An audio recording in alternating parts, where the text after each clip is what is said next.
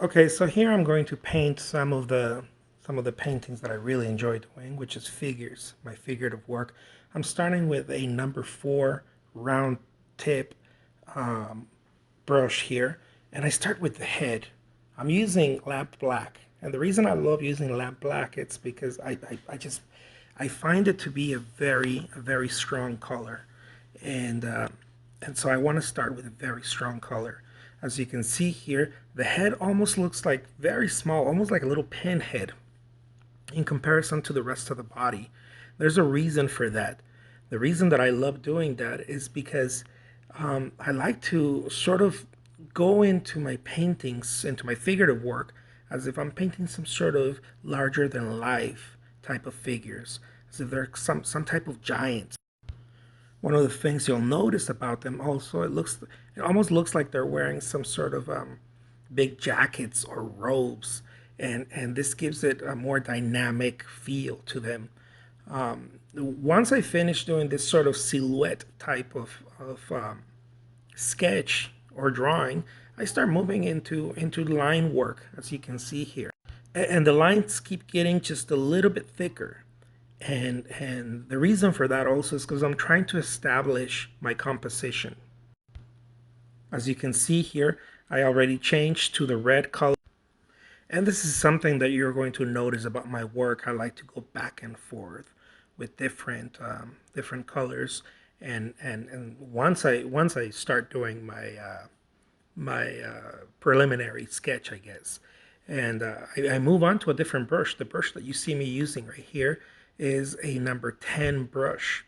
And so I'll go to the background and then again to my subject matter. And the reason for this is because I like to keep my piece dynamic. I don't like to stay stuck in one place. This also helps me re-engage creatively. It helps me see things from a different perspective, which I believe it's very, very important when you're creating artwork.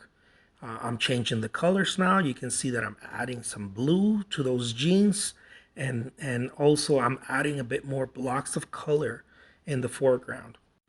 Now, one thing that you'll notice also about the type of work that I do is that I'll work with my objects and then I'll move to the background and start jumping back and forth, but I'll try to do the background last. And there's a reason for that. The reason is because I'm trying to use the negative space to my in my favor. Just like in music, I remember reading about music how negative space was so important, meaning the silence, right? The silence of the work is very important. It's just as important as the notes. It's as important as the sound. And so in painting, I find that to be very true. I find it to have some parallels with with uh, with music, with creating music.